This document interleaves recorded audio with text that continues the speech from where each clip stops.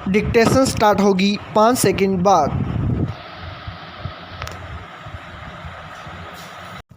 Yes, ऐतिहासिक स्थलों की सैर कई अर्थों में लाभप्रद साबित होती है। इससे ऐतिहासिक घटनाओं की साक्षात अनुभूति होती है। हम लाल किला और इंडिया गेट को देखकर जो अनुभूति कर सकते हैं वह किसी भी किताब के माध्यम से नहीं हो सकती। मैं प्राय हर वर्ष किसी ऐतिहासिक स्थान की सैर करने अवश्य जाता हूँ। इस वर्ष गर्मी की छुट्टियों में मैं ताजमहल देखने के लिए आगरा गया था। वैसे तो आगरा में कई ऐतिहासिक इमारतें हैं जो भव्य एवं आकर्षक हैं, किंतु आगरा जाने का मेरा मूल उद्देश्य ताजमहल की सैर करना था। इसलिए आगरा पहुंचते ही सबसे पहले मैं ताजमहल देखने गया। उत्तर प्रदेश में यमुना नदी के तट पर स्थित आगरा एक प्रसिद्ध ऐतिहासिक नगर है। प्राचीन काल में इसे अगरवन एवं आर्यगृह के नाम से जाना जाता था। ऐतिहासिक साक्ष्यों के अनुसार मध्यकाल में सिकंदर लोदी ने इस नगर को बसाया था, किंतु इसके भारतीय विकास में मुगलों का विशेष योगदान रहा। आगरा की प्रसिद्धि का सबसे बड़ा कारण ताजमहल है। इसे दुनिया के 7 आश्चर्यों में शामिल किया गया है। प्रत्येक वर्ष लगभग 50 लाख विदेशी पर्यटक इसे ही देखने के लिए भारत आते हैं। मिस वर्ल्ड रह चुकी ऐश्वर्या राय ने इसे देखकर कहा था, ताजमहल मुझसे ज़्यादा खूबसूरत है। ताजमहल के निर्माण संबंधी एक कथा अत्यंत प्रसिद्ध है। बादशाह शाहजहां की सबसे प्रिय बेगम मुमताज़ महल बहुत खूबसूरत थी। एक बार जब वह बीमार पड़ी तो उसे लगने लगा कि अब जीवन शेष नहीं बचा है। इसका आभास होने के बाद उसने अपने पति शाहजहां से उसकी याद में एक ऐसा मकबरा बनाने का वादा लिया जो दुनिया भर में अनूठा एवं सर्वाधिक भव्य हो। कुछ दिनों बाद जब मुमताज़ की मृत्यु हो गई तब शाहजहां ने ताजमहल का निर्माण प्रारंभ करवाया। शरत चंद्र ने अपने उपन्यास शेष प्रश्न में ताजमहल का वर्णन करते हुए लिखा है, यह शाहजहां का मुमताज़ बेगम के प्रति एकनिष्ठ प्रेम की निशानी है। महाकवि रविंद्रनाथ टैगोर ने ताजमहल की प्रशंसा इस तरह से की है, नदी तट पर खड़े ताजमहल को देखकर ऐसा प्रतीत होता है जैसे समय के गाल पर एक बूंद आंसू टपक पड़ा हो। ताजमहल भारतीय एवं इस्लामी वास्तुकला के अनूठे संगम का उत्कृष्ट नमूना है। कहा जाता है कि इसके निर्माण में 20 वर्षों से भी अधिक समय लगा था। इसका निर्माण 1648 ईस्वी में पूरा हुआ था। उस्ताद अहमद लाहौरी इसके प्रधान वास्तुकार थे। यह सफ़ेद संगमरमर से निर्मित है। इस इमारत को मकबरे के तौर पर बनाया गया था। इसके बीच में स्थित गुंबद इसका सर्वाधिक भव्य भाग है। यह इमारत आयताकार चबूतरे पर बनी हुई है। मुख्य आधार के चारों कोनों पर 4 विशाल मीनारें स्थित हैं। प्रत्येक मीनार 40 मीटर ऊंची है।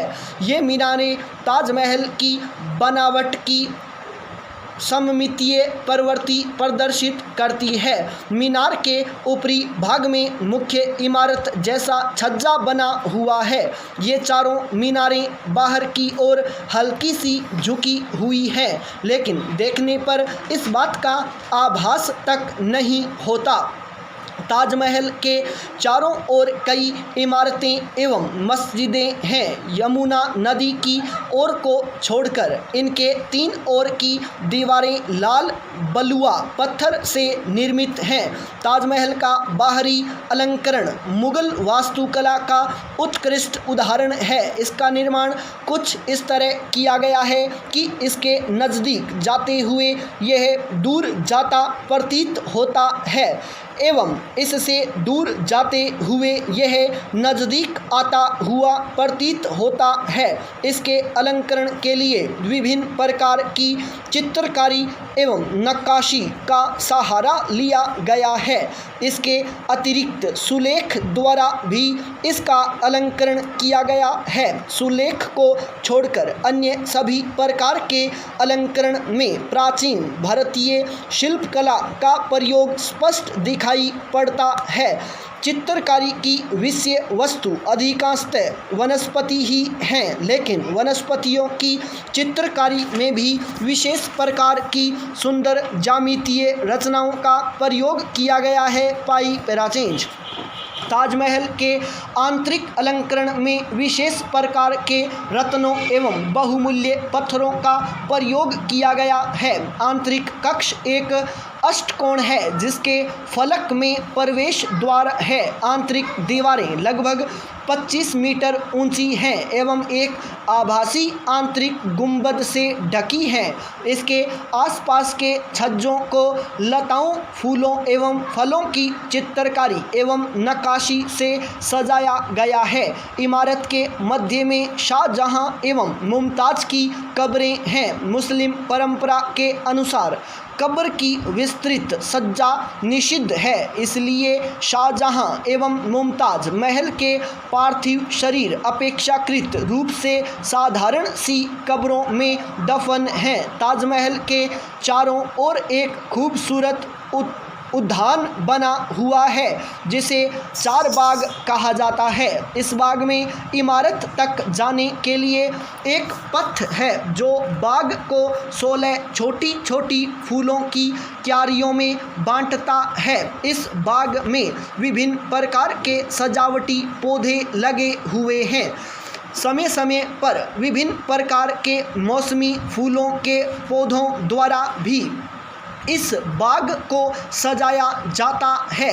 बाग के मध्य में एक तालाब बना है जिसमें ताजमहल का दृश्य प्रतिबिंबित होता है। पाई पैराचेंज ताजमहल जिस स्थान पर बना है उसके बारे में कहा जाता है कि वह नदी के पास होने के कारण इमारत बनाने के लिए उपयुक्त नहीं था, इसलिए इस भाग की खुदाई कर इसमें कूड़ा करकट भरा गया ताकि यह ऊंचा हो जाए। इसके अतिरिक्त लगभग 50 कुएं भी यहाँ खोदे गए। इन कुओं के ऊपर एक ढांचा बनाया गया जिस पर मुख्य इमारत बनाने का कार्य शुरू हुआ। पाई पैराचेंज इमारत बनाने के लिए संगमरमर राजस्थान के मकराना से मंगाया गया था। निर्माण सामग्रियों एवं संगमरमर को नियत स्थान पर पहुंचाने हेतु 15 किलोमीटर लंबा एक मिट्टी का ढाल बनाया गया था। 20 से 30 बैलों को विशेष प्रकार की गाड़ियों में जोतकर शिलाखंडों को इमारत बनाने के स्थान पर लाया जाता था। नदी से पानी लाने के लिए रहट प्रणाली का प्रयोग किया जाता था तथा पत्थर एवं संगमरमर के खंडों को इच्छित स्थानों पर पहुंचाने के लिए विस्तृत पैड एवं बल्ली से बनी चरखी का प्रयोग किया जाता था। आधारशिला एवं मकबरे के बनने में 12 साल लगे। शेष इमारतों एवं भागों को अगले 10 वर्षों में पूरा किया गया। पूरी इमारत को बनाने में उस समय करोड़ों रुपए व्यय हुए। वर्तमान समय के अनुसार यदि इसका व्यय निकाला जाए तो यह खरबों रुपयों से भी अधिक होगा। निर्माण के दौरान यातायात के लिए 1000 से अधिक हाथियों का प्रयोग किया गया था।